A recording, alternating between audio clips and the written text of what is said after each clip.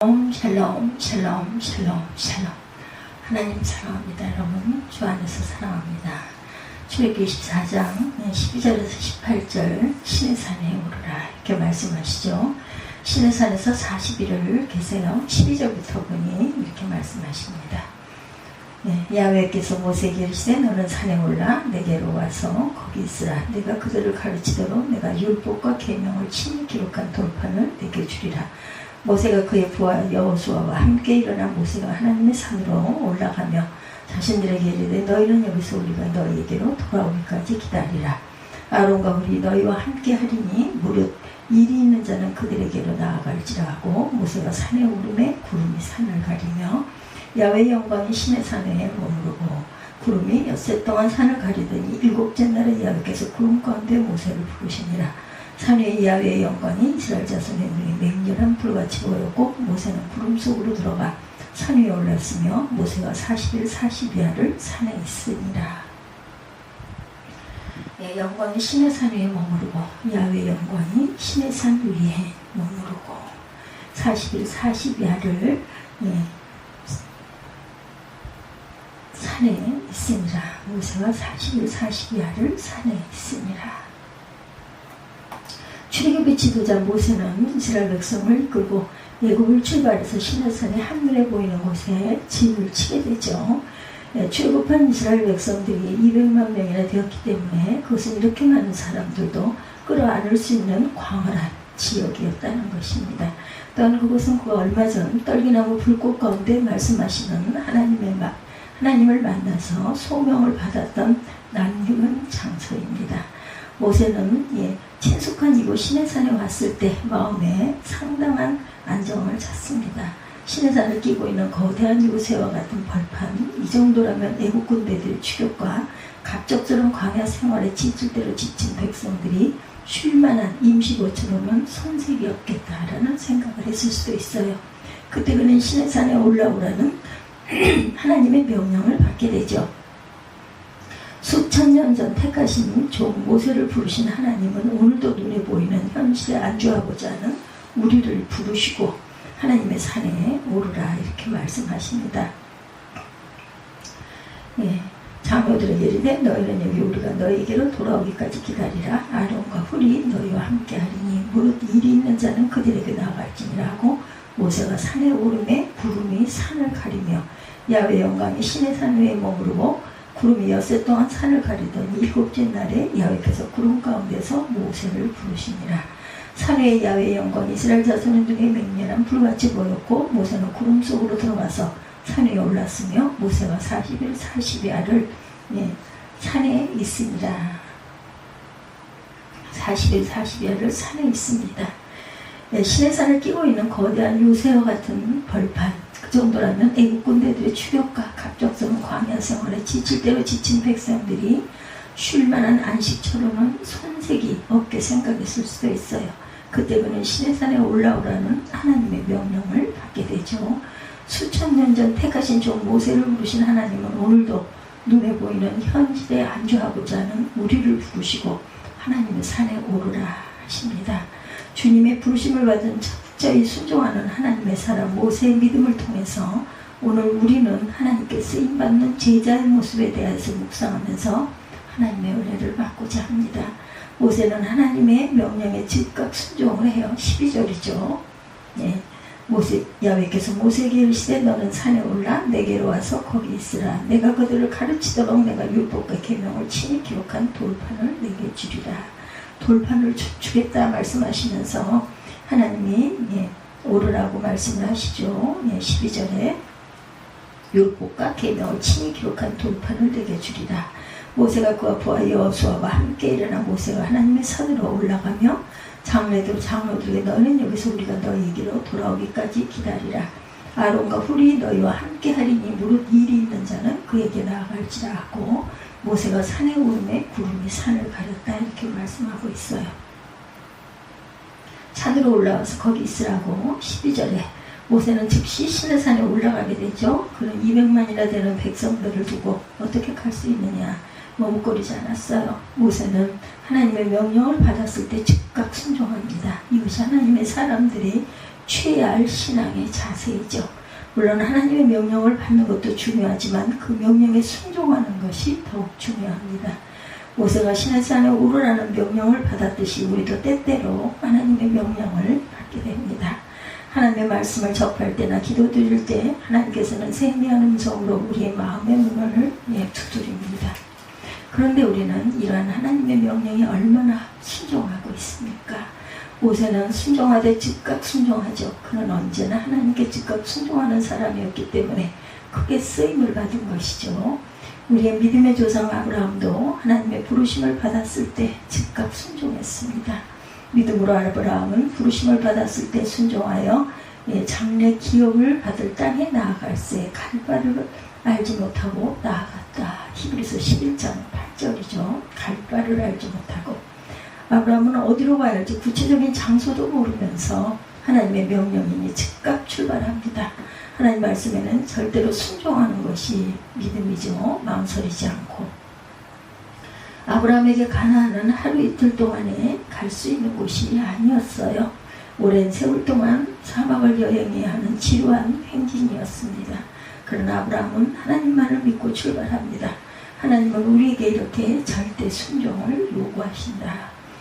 어떤 것은 순종하고 어떤 것은 생각해보고 순종하는 것을 원하시지 않으세요. 하나님의 말씀이나 절대 순종, 하나님의 명령에는 예만 있습니다. 아니오가 없어요. 예화입니다. 이집트 어느 수도원에 수도사를 지원하는 한 남자가 찾아와서 수도원장 면담을 받게 됩니다. 수도원장은 그 지원자에게 우리 수도원에서 가장 중요한 규칙은 복종이다 이렇게 말하면서 어떤 명령이라도 복종할 수 있겠습니까? 라고 묻습니다. 그 지원자가 무슨 명령이라도 따르겠다고 다짐하자 수도원장은 다 말라버린 버드나무 막대기를 땅에 꽂으며 막대기에서 잎이 날 때까지 물을 주라 이렇게 명령을 해요. 그것은 분명히 자연법칙을 거스르는 명령이었어요. 뿐만 아니라 그 수도원은 물이 귀하기 때문에 3km나 떨어져 있는 나일강에서 물을 기르다가 막대기에 물을 주어야 했습니다. 그러나 그 수도사 지망생은 묵묵히 그 먼 곳에서 지게로 물을 기르다가 그 막대기에 물을 줍니다. 1년이란 세월이 지났어요. 그러니 이것이 얼마나 무의미한 일인지 잘 알고 있었지만 그 일을 계속합니다. 수도원장의 말에 복종해야 했기 때문이죠. 1년이 지났습니다. 또 지났습니다. 그는 그 일을 그래도 쉬지 않고 계속합니다. 3년째 집어들었지만 그 막대기에 물을 주기 위하여 먼 길을 여전히 왕복합니다. 그러던 어느 날 기적이 일어나죠. 막대기에서 싹이 트기 시작합니다. 하늘도 스스로 돕는 자를 돕는다는 말처럼 그의 절대적인 순종과 성실이 기적을 낳게 한 것입니다. 이러한 놀라운 기적을 체험하게 된 이 수도사는 나중에 그 수도원장의 후계자가 되어서 위대한 영적 지도자가 되었다고 합니다. 우리 하나님의 말씀에는 순종밖에 이해만 있습니다. 그런데 모세는 하나님의 명령을 받고 여호수아라는 제자를 이끌고 산에 오르면서 아론과 훌에게 200만의 이스라엘 백성들을 맡기고 올라갔습니다. 자기가 없는 동안 자기를 대신해서 백성들을 섬기고 통솔할 일꾼을 세우고 간 것이죠. 모세의 이러한 행동은 지도자로서 얼마나 훌륭한 모습인지 모릅니다. 하나님의 명령에 백성을 돌보아야 한다고 핑계를 대며 머뭇거리지 않고 산에 오를 때는 자신이 해야 할 일을 최선을 다해 감당했던 모세. 우리도 이러한 모세의 믿음과 지혜를 배워야 하겠습니다. 우리가 하나님의 말씀에 순종하되 인간이 해야 할 일조차도 하지 않고 하나님께 맡기는 것은 올바른 신앙이 아닙니다. 인간으로 할 일은 최선을 다하면서 교회도 섬기고 하나님의 말씀에도 순종해야 한다. 그것이 바로 진정으로 하나님께 영광을 돌리는 생활입니다. 두 번째 모세는 하나님과의 만남을 체험합니다. 15절에서 18절이죠. 모세는 하나님의 명령대로 산에 올라 6일 동안 하나님의 지시를 기다립니다. 하나님께서 산에 오르라고 명령하실 때 올라와 거기 있으라는 말씀을 들었기 때문에 그는 산 위에서 하나님을 기다리죠. 만일 모세가 산에서 7일을 기다리지 못하고 내가 어느 때까지 야훼를 기다리리까라고 말했더라면 그는 하나님과 직접 만나 인류의 역사상 최고의 법인 10계명의 돌판을 받지 못했을 뿐만 아니라 하나님과의 만남의 장소인 성소에 대한 지시도 받지 못하고 말았을 것입니다. 그러나 그는 하나님과의 만남을 기다렸고 이렇게 기다릴 수 있는 사람만이 하나님의 은혜와 복을 받을 수가 있습니다. 기다리지 못하면 실패하고 마는 것이다. 사울왕 시절 블레셋 군대가 병거 3만 마병의 6천 그리고 해변의 모래알같이 많은 백성들을 이끌고 올라와 이스라엘과 전쟁을 벌이죠. 이러한 위기에 처하자 선지자 사무엘은 사울왕에게 길갈에서 군대를 모아놓고 기다리라 했어요. 네, 제사를 드리고 돌아와 하나님의 말씀을 전해줄 때까지 기다리라. 사무엘상 10장 8절이죠. 사울왕은 블레셋 군대와 대항하기 위해서 이스라엘 군대를 길갈에 모으고 사무엘을 기다렸습니다. 근데 기한이 되었건만 사무엘이 오지 않아요. 이스라엘 군대는 하나도 흩어지기 시작했고 사기는 점점 떨어져 갑니다. 이스라엘 군대에게는 위기 중의 위기, 사무엘은 오는지 안 오는지 보이지도 않습니다. 지금처럼 전화를 걸고 연락을 할 수도 없죠. 사울은 기다리다 못해 자기가 제사를 막 드렸는데 그때 사무엘이 도착해서 왕이 행한 것이 무엇이뇨? 왕이 망령되이 행하였도다. 왕의 나라가 길지 못할 것이라 여호와께서 왕에게 명하신 말을 왕이 지키지 아니하였으므로 여호와께서 그 마음에 맞는 사람을 구하여 그 백성의 지도자를 삼으셨느니라. 사무엘상 13장 13,4절이죠. 이렇게 책망하죠.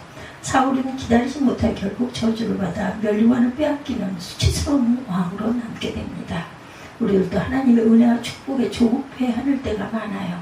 어떤 사람이 말라기 3장의 말씀의 설교를 듣고 11조 헌금을 시작합니다. 2달이나 바쳤는데도 돈은 더 벌긴커녕 아들이 깡패들에게 맞고 돌아오죠. 그렇지 않아도는 11조가 아까워 견딜 수가 없었기에 그런 사고가 나니 그만 11조 헌금을 중단하고 교회 생활도 등한하게 되었다고 그래요. 바울은 말하기를 우리가 선을 행하되 낙심하지 말지니 피곤하지 아니하면 때가 이름에 거두리라. 갈라디아서 6장 9절이죠. 우리는 하나님의 은혜를 기다리고 또 기다려야 합니다. 아무 소식이 없어도 끝까지 기다리고 이것이 바로 믿음이다. 믿음에는 반드시 역사가 따르게 되어 있어요. 하나님의 영광의 시내산에 머무르고 그들이 6일 동안 산을 가리더니 구름이 6일 동안 산을 가리더니 그 구름 속으로 모세를 오르도록 부르시죠. 모세는 그 구름 속에서 40일 동안 머무르게 됩니다. 그러니까 모세가 구름 속에 들어가기 전 6일은 여호수아와 함께 기다리는 시간이었기에 지루한 시간이었을 것입니다. 그러나 40일 주야는 영광스러운 구름 속에 있었고 이 40주야는 여호수아와 떨어진 곳에서 하나님의 영광 속에 들어가 있었죠. 어떤 사본에는 모세가 여호수아와 함께 있던 6일 동안 하나님을 기다리면서 만나를 먹고 신물을 마신 것으로 나와 있기도 합니다. 그러나 모세가 하나님의 영광의 구름 가운데 들어갔을 때 여호수아는 모세가 돌아오기까지 먹고 마셨지만 모세는 금식하는 기간이었습니다. 그렇지만 모세가 하나님과 깊이 교제한 40일 주야는 하나님의 은혜 속에서 있었던 때였기 때문에 그는 아무것도 먹지 못했어도 결코 기력이 쇠하거나 생명이 끊어지지 않습니다. 우리도 이 땅에서 주님을 만나는 체험을 해야 돼요. 오늘날 우리가 어떻게 하나님을 만날 수 있겠는가? 하나님의 말씀을 통하여 우리는 주님을 만날 수 있어야 합니다. 매주일 말씀으로 하나님의 영광 가운데 우리가 들어가죠. 그리고 하나님을 만나야 우리가 하나님의 사람으로 살아갈 수가 있다는 것.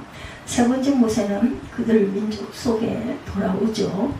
모세는 시내산 위에 하나님의 영광 속에서 십계명 돌판과 하나님의 성막에 대한 지시를 받고 산 아래로 내려옵니다. 산 아래에는 백성들이 모세가 산에서 내려오는 것이 더딤을 보고 금송아지를 만들어서 이는 너희를 애국 땅에서 인도하여 낸 너희 신이로다. 출애굽기 32장 4절이죠. 하면서 그 앞에서 제사를 드리고 춤을 추면서 축제를 벌이고 있었어요. 모세는 하나님의 기록한 영광의 자리에 있다가 이런 죄악된 사상들이 있는 민족 공동체 속으로 내려오고 싶지 않았을 것입니다. 시내산 위와 아래는 그야말로 천지 차이였다. 위에는 하나님의 영광스러움이 있었고 아래는 인간의 타락으로 광란의 현장이었다는 것. 그러나 모세는 산에 있지 않고 내려왔어요. 하나님의 사람은 산에서 하나님을 만나 능력을 받고 죄가 있는 곳에 내려와 그들이 구원하는 사업에 나서야 합니다. 예수께서도 베드로와 요한과 야고보를 데리고 변화산에서 모세가 시내산 위에서 체험한 것과 비슷한 체험을 하죠. 제자들은 그곳에서 살고 싶어서 주님께 간곡히 부탁까지 합니다. 그러나 주님은 그들을 데리고 산 아래로 내려왔고, 산 아래에서는 다른 제자들이 간질병든 아이 하나를 놓고 많은 무리들이 보는 앞에서 서기관과 씨름을 하고 있었어요. 그러나 제자들은 그 아이를 위해 아무도 기도를 해도 고치지를 못합니다. 그러나 예수께서 이것을 보시고 간질병든 아이를 고쳐주시죠.